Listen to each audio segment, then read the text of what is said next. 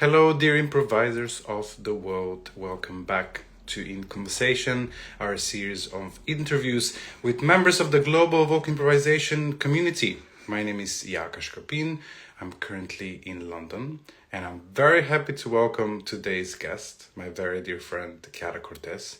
But before that, as always, I invite you to visit thewellvocal.com to become a member if you're not a member already, to post your events on the global event listing, to check the resources page, and just keep in touch. Okay, so today's topic is nonviolent communication, but we're gonna cover a lot more than that with our dear Chiara, also one of the founding members of The Well. So let us see.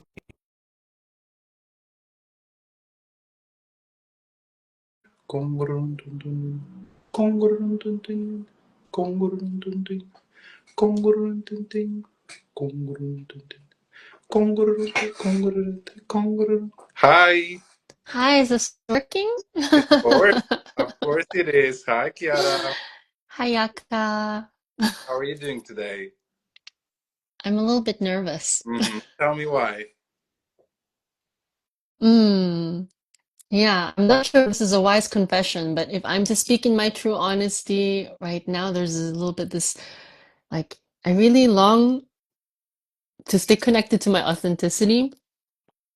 And the fear is that I'm so scared of misrepresenting all that is dear to me.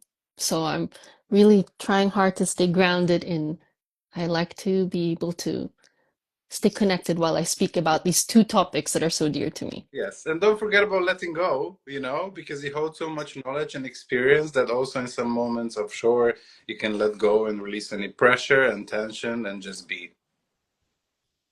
I'll try. Okay. So, Chiara, for people that don't know you, maybe just tell us first where you're from and how you found vocal improvisation in the first place, and just a little bit of an outline of that journey, and especially the moments that you feel were most important that really drew you. Ah, okay. So I currently live in Rome, Italy, or rather, I'm based between two countries. So part of the time I'm living in Rome, Italy, and then another part of the time, especially in recent years, I've been traveling more and spending more time in Zamboanga City, Philippines. So I was born and raised here in Rome, and actually, in terms of vocal improvisation, where I discovered vocal improvisation was right here in Rome. And for me, the starting point of this journey actually, well, formally, it started when I saw um, a live murmuration performance by Rhiannon and her 2014 All the Way In group when they performed here in Rome. It was the most moving performance that I had ever seen. Um, and it was at a point in which there was something missing in my musical life, my musical career, in my musical endeavors. And it was the performance that I had witnessed which had the most life quality in it, like most aliveness. And it wasn't just, for me, it wasn't, I saw something that involved music, but was beyond just the music. It was the human interaction that was happening during the music that really moved me. And that's when I realized, whoa, this is the way that I want to live music. And so that is where my uh, obsession or passion for Yes. vocal improvisation started. My wish to dive deeper and do research and just absorb and learn and drink of as much of it as possible. Mm. And how Um, would you describe then your last 10 years? I'm not sure how much you like reflecting or looking back in this way, but you've done a lot of work, a lot of very different projects. So I wonder how you're feeling about it now, looking back. looking back, my understanding of the work, what I call the work, is so much more multifaceted than what my initial understanding was in the beginning. There are so many pieces in so many places, yeah, to curate and grow to care for and grow, which has to do with there is a technical musical aspect to improvisation at some point. I mean, there's so many facets, right, that one can see it in terms of just the purely musical aspect of what we're doing. Then there's an attention aspect, um, how I regulate, how I self-regulate, and how I regulate around others. I've been extremely interested in this portion. So there is an aspect that has to do with developing my muscle for how I train my attention. And then there is like a whole collateral effect of reflection on human interaction. Um, because starting a vocal improvisation community here in Rome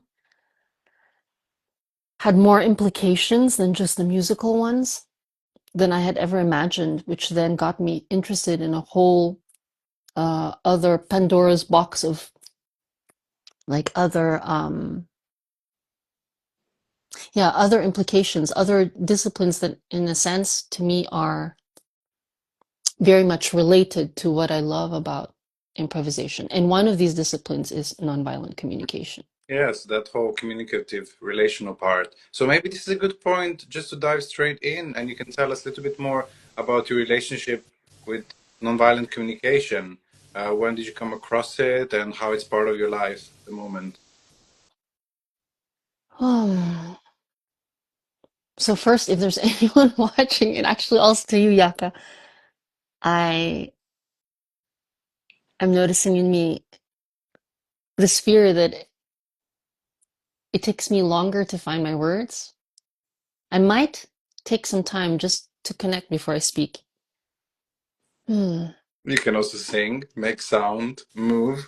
Everything is allowed. It's that I don't want to skip over any gates, and I think I just really have to sit and breathe in my nervousness and, okay, how did I come upon nonviolent communication? I, after a few years of experimenting, it had always been my dream since witnessing the first performance by Rihanna and her All the Way In group in 2014 to do All the Way In. And I was finally able to study with her in 2017. 2017, however, was a year that was, in a sense, if anyone's familiar with tarot, was my tower moment, because it represented both kind of the doorway in to um, to a more in-depth study of vocal improvisation, but it also represented a time in which my um, all that I had invested in my music, my energy and time in like my musical journey up to that point was falling apart.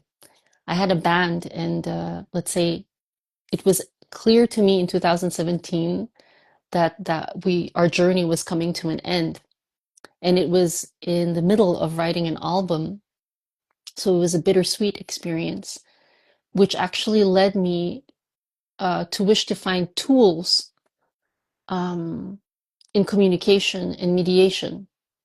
And I was speaking about this.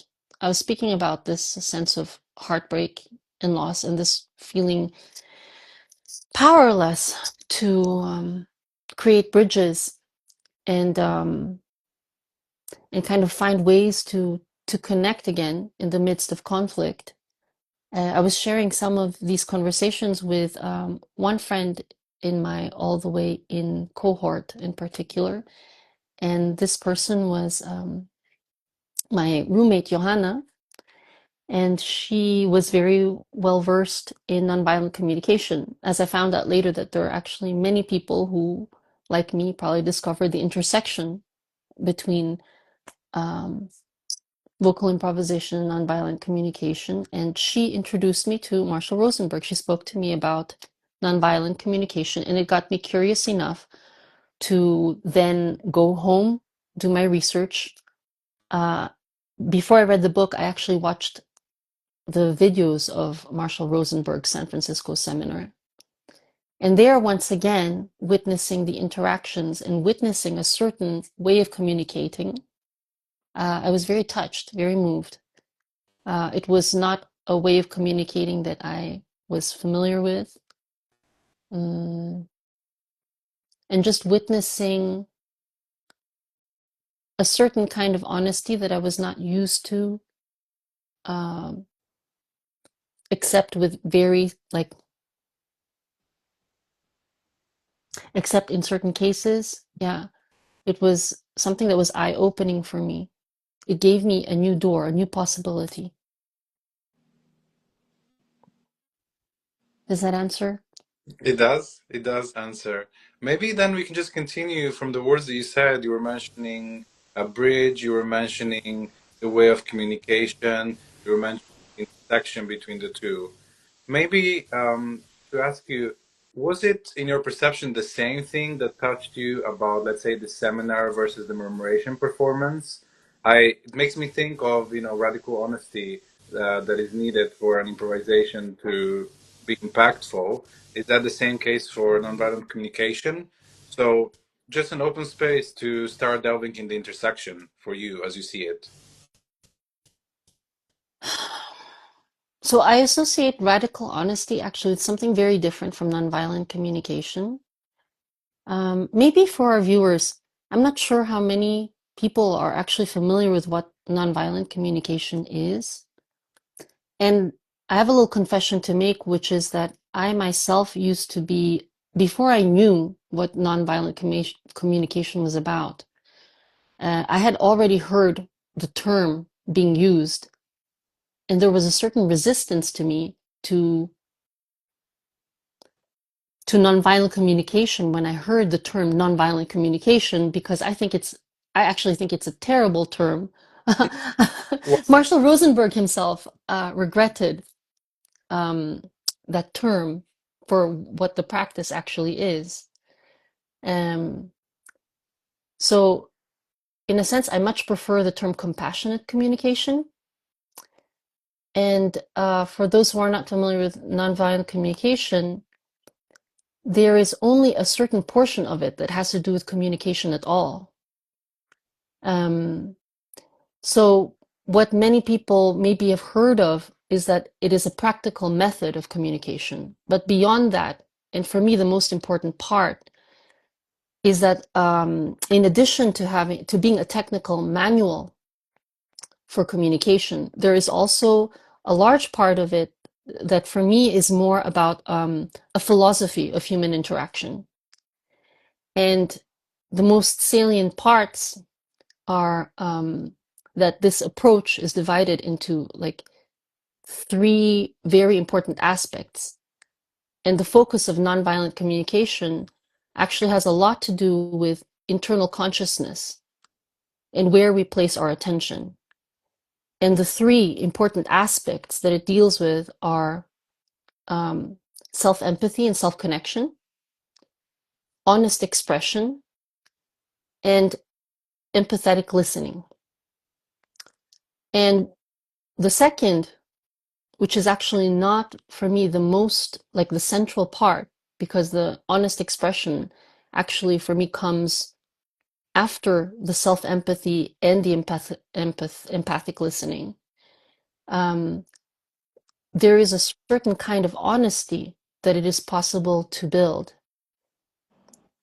Honesty that includes um, consideration of the whole field of hearts and consideration of all needs.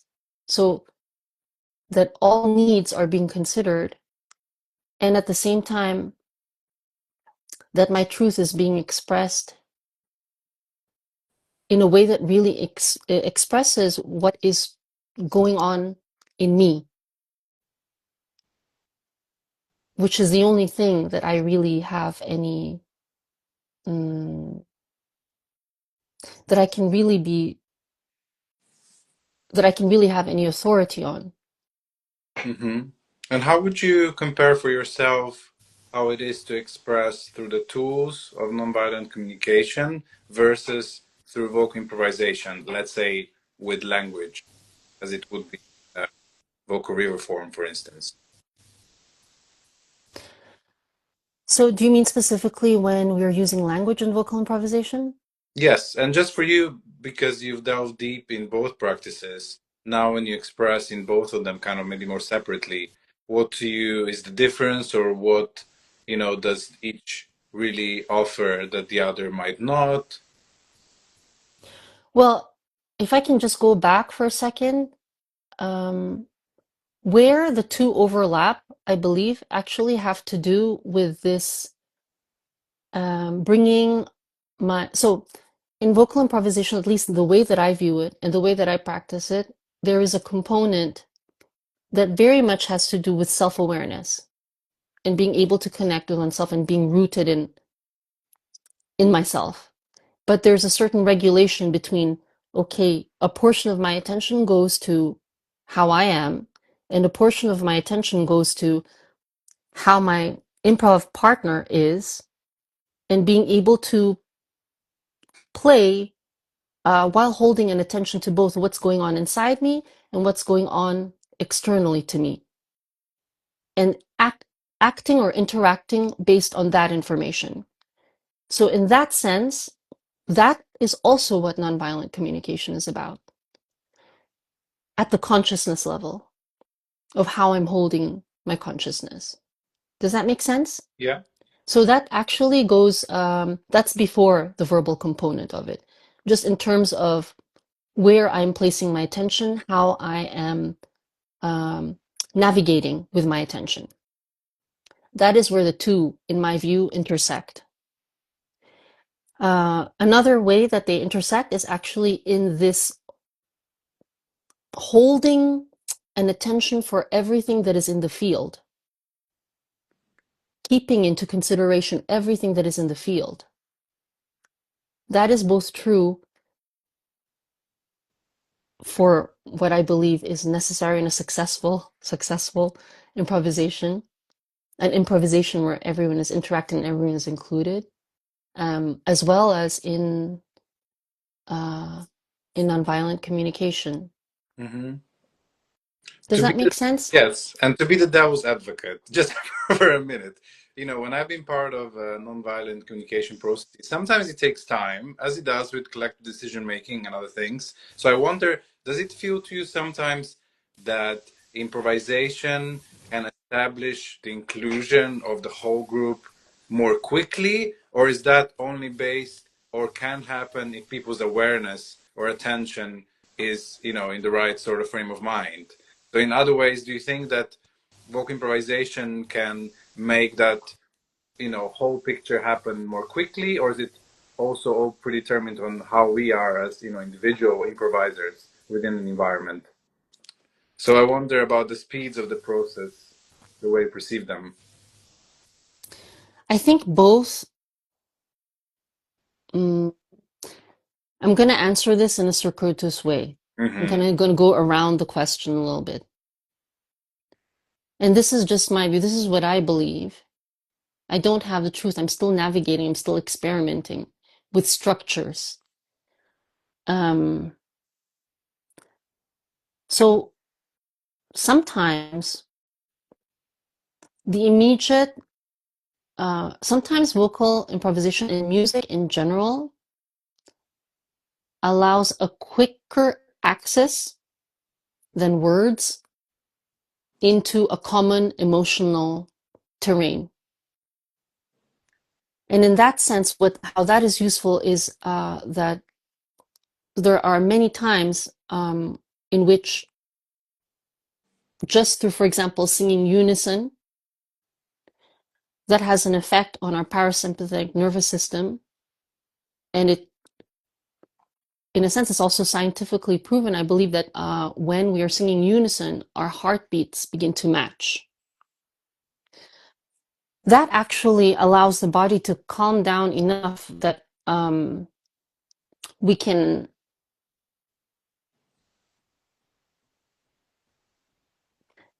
I believe that that kind of calmness and that state of relaxation is also the same state that allows us to begin to explore honest expression verbally as well. Now,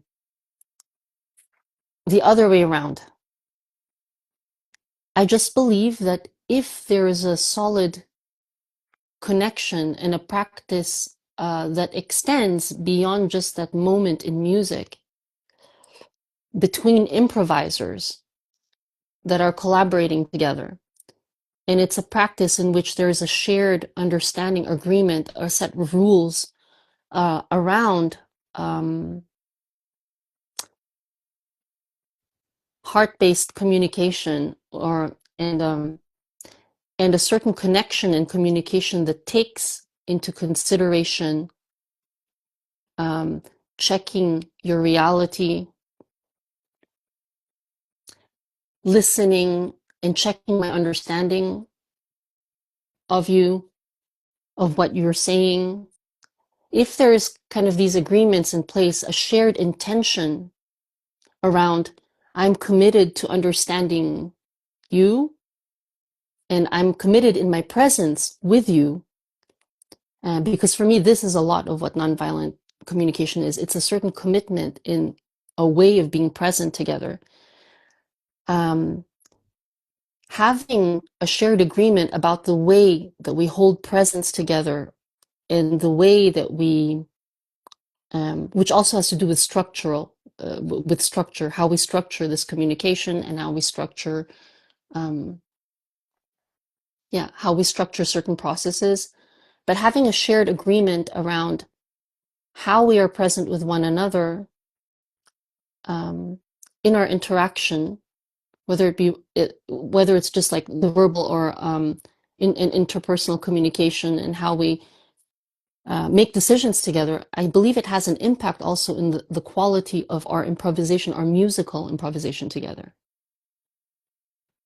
Definitely. Does that make sense? And there is that solid common ground, and it's probably also why so many vocal improvisers practice nonviolent communication. They're very interlinked, such as they are in, let's say, musical do circulo pedagogy and many other projects and approaches. So, what is your maybe wish for how they might interact in the future? Do you think are we conscious enough about that relationship? I think it can really reinforce each other and have then a larger effect on society on the whole when they are together in this way, this way of communicating, this way of making music, let's say. So what would be your wishes for structures or events or conversations that would bring this to more people, or in a more conscious way to the people that are already semi-practicing it, partly practicing it? Yeah. So my wish is, what I would like for there to be more and more of is really creating structures and spaces for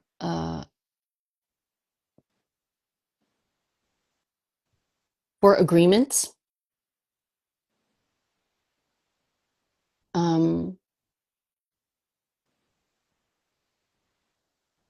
I do think that slowing down and taking time to discuss how, okay, so let me put it this way. When we gather together as improvisers, there's also certain settings that we gather in, whether it be a rehearsal, right? Or whether it be like whether it be a residency or a retreat, there is a certain common space that we are living together as a community when we are practicing together. Does that make sense? Mm-hmm. So in that sense, beyond the time that we are practicing our art together, there's also living together, the aspect of living together as a community.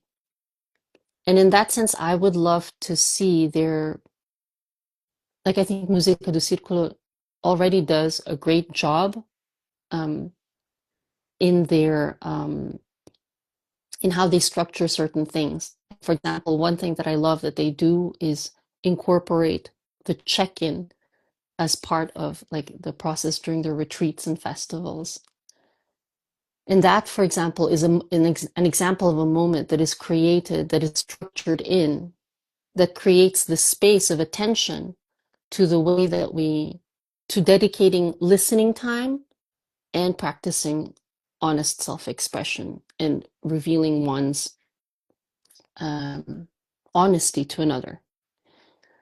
So it doesn't necessarily have to be that there are like written agreements, but what I would love is for there to be more and more structures in our communal time together in which we have this agreement of a certain kind of practice in which we are able to practice this dedicating the attention and regulating our attention between being able to connect in with ourselves, being able to listen to another, and being able to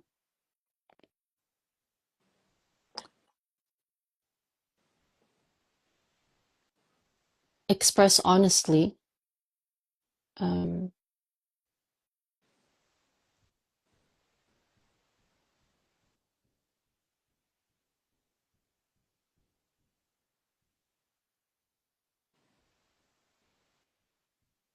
Maybe that's the end of the sentence. Honestly. But I like the focus on the communal life because I think that sometimes people are very precious about the singing time and they really want to also have, a dedicated space for the nonverbal musical communication. And sometimes the inclusion of other approaches can also seems like then it's squeezing the singing time. But this focus on how we exist, maybe outside of, you know, uh, a ring fenced rehearsal in the communal, I think is really important. And also, first of all, has to exist. Sometimes it doesn't because of many different, maybe the way things are, planned, the way our lives are. But I think the way we communicate in that other communal time, which of course doesn't stop when we make music, but sometimes there's this distinction between the breaks, between the meals, and all the rest.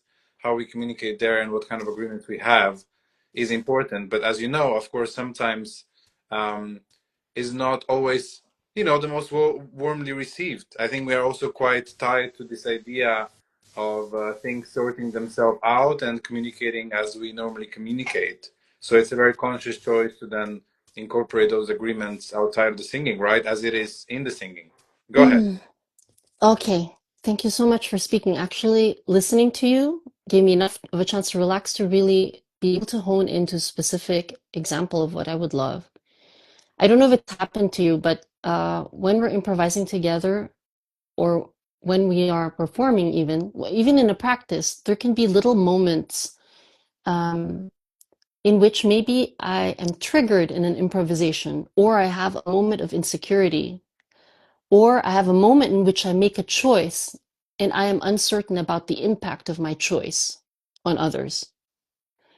And when I'm improvising, and it's really delicate territory, um, I would love for it to be kind of more ingrained in like practice groups, for example, that there's a moment in which we can check what happened.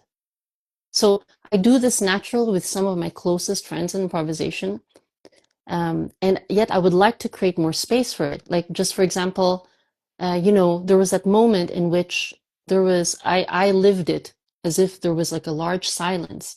So I decided to take the space. And in that moment, I had the impression that you were also about to take the space. How was it for you? To take the space.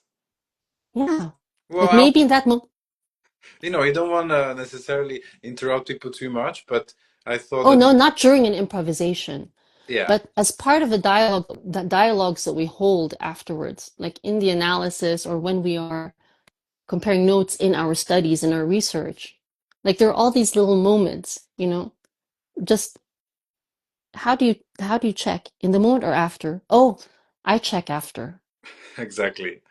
We And don't want to get too cerebral, like in the moment, like Yes. But I do keep a diary of the forks in the road. And actually, just recently, I had a vocal improvisation retreat with Julia, and we asked people to bring a diary. And I was encouraging very much for the people, for the participants to write in the diary all the moments in which they had a doubt, where there was a fork in the road and they made one choice. Hold on. With respect to, okay, what the other choice that I could have made. Hmm. So anytime I come to a fork in the road, especially when it has to do with someone else and has an impact on someone else or in interaction, those are opportunities for checking how the experience was for the other person. Because all I remain with is how I live an experience. Yes. And this also refers to the comments that Stacey Ehrenberg is posting while following the chat, also about the conflict resolution circles. So I just want to mention that point. So my experience of it is doing a longer conflict resolution process in the UK with the UK Vocal Improv Collective. And I think there's a lot more space for those in many other settings. You know, of course, also it's about sometimes, I don't know, the intergenerational between, you know, someone who started leading improvisation 20 years before you, which might be, you know, another musical generation or any other kind. But I think it's especially pertinent to the how vocal improvisation might affect change in society. So I think this conflict resolution piece is extremely important. So how do you view it? How do you view the best, I don't know, approaches that you've seen, or good practice, or again, a wish or desire for how it might manifest in the future?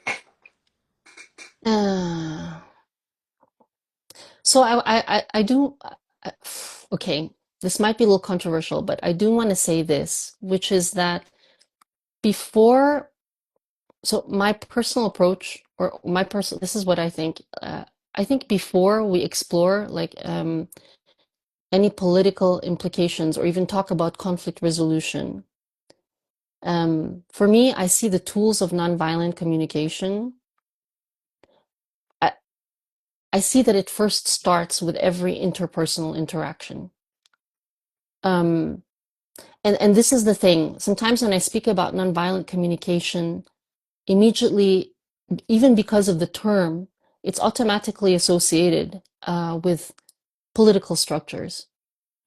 Um, yeah, with the possibility of creating political change. I do believe that nonviolent communication can be very useful, like in the context of activism, social justice, and political change. But I believe that that activism, that social justice, and that political change actually starts in everyday relationships. And so for me, when we're talking about conflict resolution, I like to explore it in terms of the conflict resolution in everyday relationships first, because actually there's so many things that start with just our habits. And I feel like maybe I'm being too general. Yeah, maybe give us some examples. So some examples.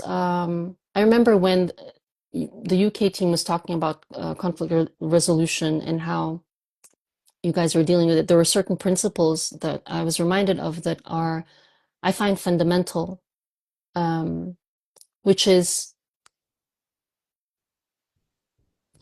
okay, so for example, mm,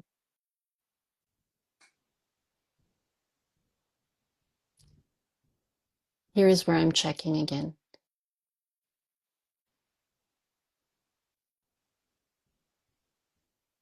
One, uh, especially when someone's expressing something that carries a certain amount of intensity that is important and dear to their heart.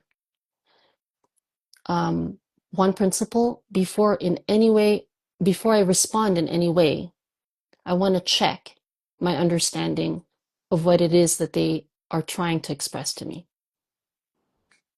So there's a principle also of reformulation. Reformulation, not in terms of like intellectual understanding, but I want to understand what is dear to your heart. So for example, if Yaka, you have some tension with me, like, and you bring it to my attention. Let's say, for example, I don't know, I did not send you some material.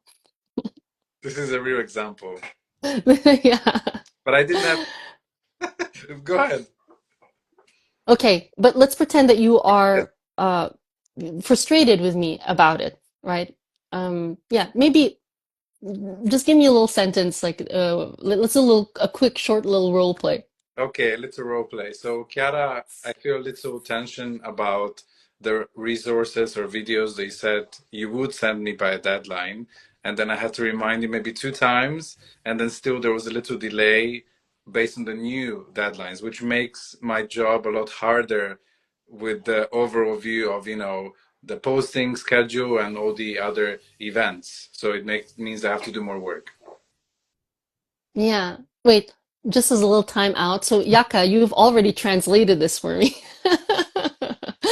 In the sense that you're making it very easy. I Okay, feel like, well, what can I do? Let's yeah. do it with an easy example. Okay. Yeah, well, maybe, okay, let's pretend that you didn't say all of this and you just told me, Chiara, I'm so frustrated with you right now because look, I'm on a schedule and you haven't sent me anything. You are so irresponsible. Let's say that that's what you said, right? So if I were to hear that, you are so irresponsible, knowing myself, my heart would already close. And the risk is that I would be in defensive mode. So the training of that muscle of communication and listening in the case of nonviolent communication would be, okay, so staying very much, giving myself self-empathy, but then when I'm interacting with you, instead of responding to defend myself, the first thing I want to do is really understand your heart. Then I might ask you, well, okay, so Yaka, I hear that you're really frustrated. The frustration comes from that you asked for me to send you some material and that you're still waiting on it right now? Is it that, yeah, you would really appreciate knowing that I am con having consideration of your schedule? Are we still role playing? We could, we can take one wave. We can do one wave. Yes, that's correct. Yeah. And actually, just to check this, it's like that I'm not just thinking of my own lane, but that I can also really see everything that you're holding when you're asking me this, and that I would have consideration for the impact that my delay would have on everything that you are holding. Yes. And the thing I would say on a broader scale is that there are many situations in which, of course, in everyday life, this is so useful. And so goes for all the human interactions within invoke improvisation. There are many projects that don't continue, or like teams or collectives that don't continue because of the interpersonal, right? So I think it's just also about encouraging others to to find out more about these tools and to incorporate them in many ways that we described. Yeah. And I think the important thing is here, in a sense, I think when we begin the discussion and we start thinking about these tools being used in a larger political context, or in terms of like being used in a context of like discussions around like activism or social justice, there's a piece that we risk missing, which has to do with the embodiment of these tools. And I believe that it's really the secret sauce to being able to create like meaningful change on a larger scale has to do with meaningful change first at the level of interpersonal interaction, but really that begins with our own internal consciousness. So that is the point that I'm trying to get at, which is the reason why my focus is really very much on the the consciousness aspect of nonviolent communication. Does that make sense? Yes. And in terms of saying it as consciousness, which are then the tools that start at that point that you would, use for that first element? In this example, so the first thing is, oh gosh, there's so much to be packed in here, and I'm already skipping over so many gates. But yeah, actually, I want to mention real quick, this is not a promotion, but I want to say that the school that I have studied with that has contributed the most to my growing understanding, and by no way do I feel like I'm an expert in nonviolent communication. I feel like I am a baby giraffe. And by the way, giraffe is the symbol that we use, that Marshall Rosenberg uses to describe this style of communication, because the giraffe apparently is the mammal that has both the largest heart, like physically speaking, anatomically speaking, as well as like being so tall, having he saw it as the giraffe has a large overview of what's happening around them, so representing perspective. Um, yeah, I want to say that a lot of my learning and a lot of what has contributed to my yeah, which has a very embodied and approach to NVC. The learning style is really about embodiment and consciousness, is with the School of Connecting to Life, which is a school that I also work for and collaborate with. So having said that, I hope that's okay to say it on this call. You can Yes. say yes. I want to, I'm feeling so insecure about misrepresenting this approach, but what muscles we train. And really, what I want to say is that it's not a quick fix. And I have been trying to train myself and practice and develop these muscles. In a sense, it's like a daily practice, like meditation. Yeah. And a lot of it is around um, developing certain skills around recognizing my feelings, developing a vocabulary for those feelings, and seeing feelings as, how do you say, like not warning signals, but like light bulb moments that are actually pointing to, wait, what is the life force behind why I'm feeling how I'm feeling? So developing a great vocabulary, a greater vocabulary, expanding my vocabulary for feelings and needs. And in doing so, uh, both related to like how I'm feeling, but then being able to ask or check with other people around their own feelings and needs. So there are two so that I'm trying to build, is that around checking with others, even though at first it's like such there's a certain hurdle which has to do with, there is a little bit this psychological um, like a little line of getting over what is the most common language that I am surrounded by. Sometimes it is it's a huge bridge to cross. If, for example, the person that I am talking with in our usual relationship, it is not introducing feelings and needs, if it isn't already in the language, can be so challenging. So I give a lot of compassion for when, for anyone who is introducing this for the first time in a relationship, in an interaction. So there we go into street giraffe, and the difference between like holding what I hold in my internal consciousness and the language that I use. With connecting to life, I've really practiced so much, um, being very clear about, despite the language that I might use, what is the intention that I'm holding behind the language that I use.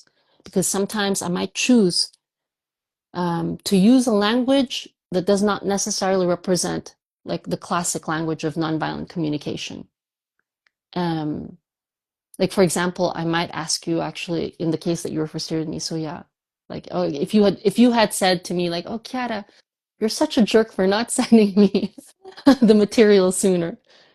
oh gosh, then I might actually say, well, so oh dear, so yaka yeah, I'm so like how you feel right now is that I'm such a jerk really for not sending you the materials, and I might actually use like the language that you're using, anything that can bridge the anything that can bridge the distance of our between our hearts. Hmm. And can I send you one more last caveat around Yeah.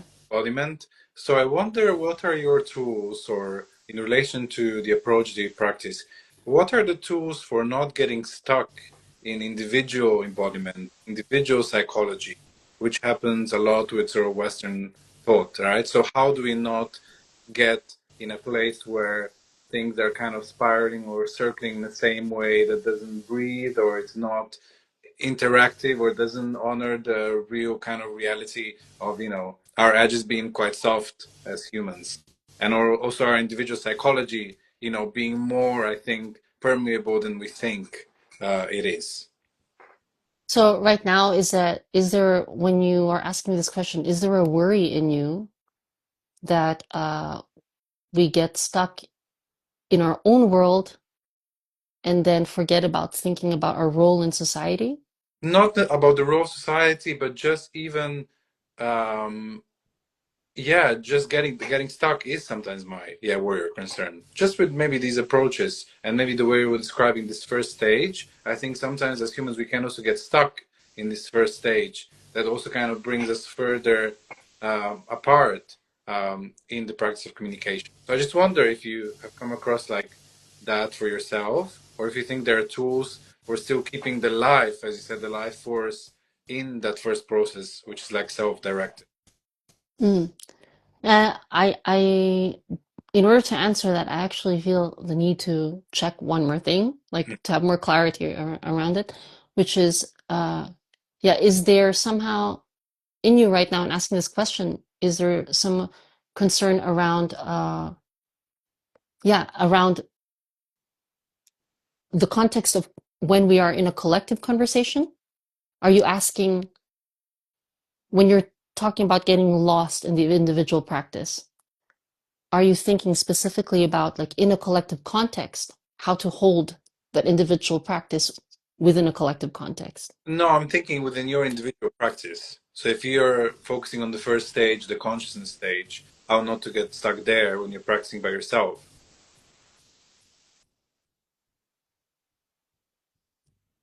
When I'm practicing by myself, self connection, or when I'm actually in an interaction with someone? When you're practicing self-connection. Oh, no, for me, it is very clear that when I'm practicing self connection, it is just one of the tools. But I know for myself that if I am not connected with my own self, then that's like the first gate. If I'm full and I haven't given myself empathy yet, then I don't have any space. Like, especially if there's someone who's in pain with me, until I have processed my own and given myself empathy, then I don't have space. I it would I maybe I would mechanically be listening to someone, but in terms of my presence, I cannot give someone else my presence if I'm full of my own pain. So I find it as the very necessary practice in order for me to be able to create space. Um, Developing the skill of self-connection and expanding my own vocabulary for my feelings and needs is one way. It for me, it also serves as a strategy for me to then be able to create more space for others.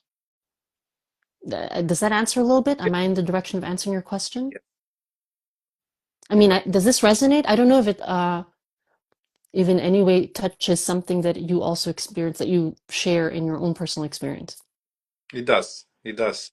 And also, there's so much to get into, really. So this conversation could be really much longer. And as Stacy and others said in the comments, as they were sharing, many people are interested in exploring this further. So hopefully we also find other ways of maybe doing it through one of the open forums, and also doing some more practice where people get to maybe experience a little bit more the, real-time intersection between the singing and communicating in this way. Before we close off this section, And I have a fun question for the end. Is there anything else you would like to add? So much. So much. Yeah. Because my sense is that it's really hard to talk about what I love and what I experience in such general terms. I hope that this little overview or makes you guys curious enough to wish to delve deeper for those who are hearing about it for the first time. Um, yeah, maybe it would have been more serving also to do a little demo. Yeah, it's such a large topic. But at the end of the day, maybe what I would like to encourage is I think it is serving. There's so many practices, whether it be through vocal improvisation or through nonviolent communication, or whether it be through contact improvisation. I do think that it is really serving to our world today. What we practice, like what we hone as our own practice, can really serve the world. And if we work, I'm not perfect at all. Like, I'm not a master at this, which is one of the reasons why I was nervous about giving this interview. I don't want to pose as someone who has who's really mastered this. No, I just want to say that I have been navigating with a lot of these questions and been navigating, exploring. I fail at it every day. I fail at it every day. I fail at being a giraffe every day. And I keep trying, I keep getting back on it. But what I do believe, what I am committed to is continuing this research and continuing. I believe that it's really serving to the world when the more of us commit to really listening to ourselves, practice really listening to others instead of reacting, and to practice listening to others not from a point of view of our perspective, but to listen to others the way that they see themselves.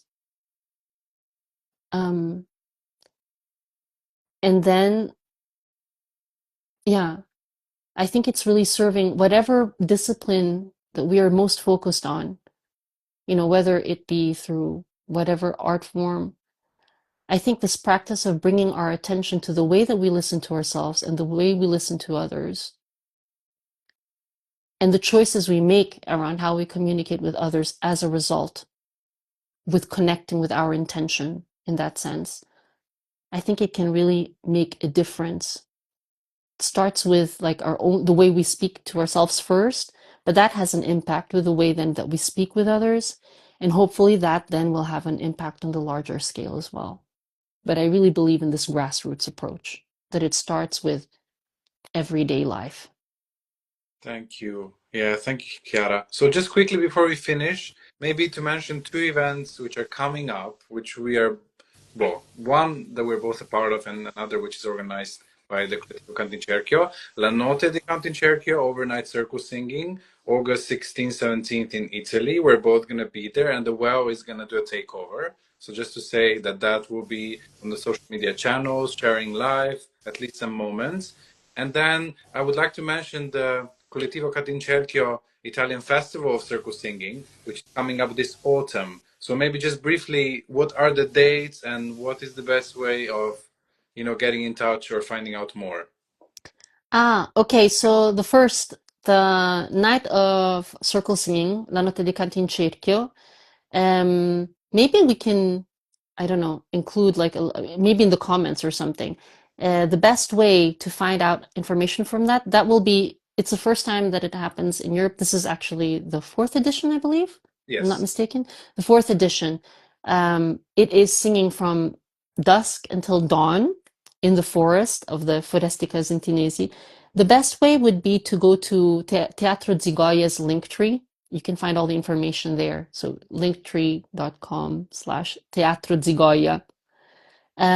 With respect to the Italian Festival Cantincerchio, that will be taking place October 24 to 26 in Spazio Nu, which is in Pontedera in Pisa, here in Italy.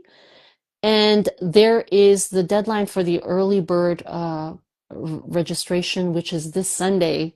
So do check it out. Go, go. Once again, yeah, the best way to find out about that is to visit Collettivo Cantincerchio's social media, Which um, which we could include, or our Linktree, linktree.com/festival Cantincerchio. Yeah, brilliant. Yeah. maybe we can include those links somewhere. Yes, and as part of the takeover, we're also going to do an interview with Oscar Bolder to find out more about the artistic direction of the night and much more. And then just briefly before we finish, I have to mention our collaboration in the Philippines with the WELL and the Yes. university, the students. I just posted last video from the memorization session yesterday in preparation for this interview. We don't have a lot of time, but just to say that it was so amazing they were able to visit them. They were the ones who reached out first through Look Productions, and we were able to organize it so that you could go and introduce them to memorization and other vocal improvisation practices. More of that, of course, is coming, but just highlights or in 1, 2, 3 sentences how that was for you. One, there's a certain joy in me. Um, yeah, I feel really honored that I was in the position to be able to introduce uh, some of these practices, this practice that is so dear to my heart. And just to think of it, I'm so touched. Just yeah, to be spreading it in my other country. Um, there's so much more. I was just in touch with Nico, like wait, was it earlier today or late last night? Um, because there's such a wish to to create more spaces for this kind of interaction. Hmm. I mean, I had the fortune of collaborating with people who were very much on board because it was with this theater company. So they already had, the yes and attitude. They were very open to all the experiments that I was throwing at them. Um, yeah, and it was also really, yeah, there's so much to say, and I can feel the time ticking.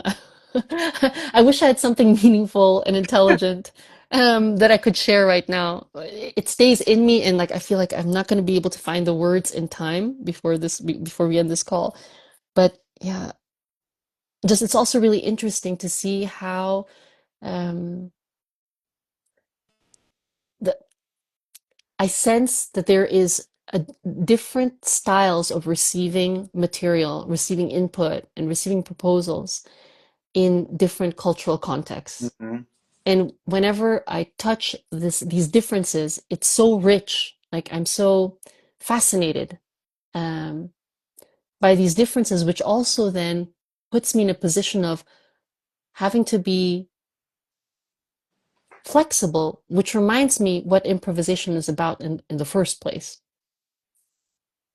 There we go. And we just need more of it. More of those conversations to dig deeper into nonviolent communication and all the rest. But for now, thank you, Chiara, for joining us and see you soon in person in Italy. Yeah. Okay. Okay. Thank you so much, Yaka. And thank you, everyone, for listening. And see you for the next interview, which will most likely be in early autumn. So a little break now for this series. Okay. All the best. Ciao. Okay. Thank you.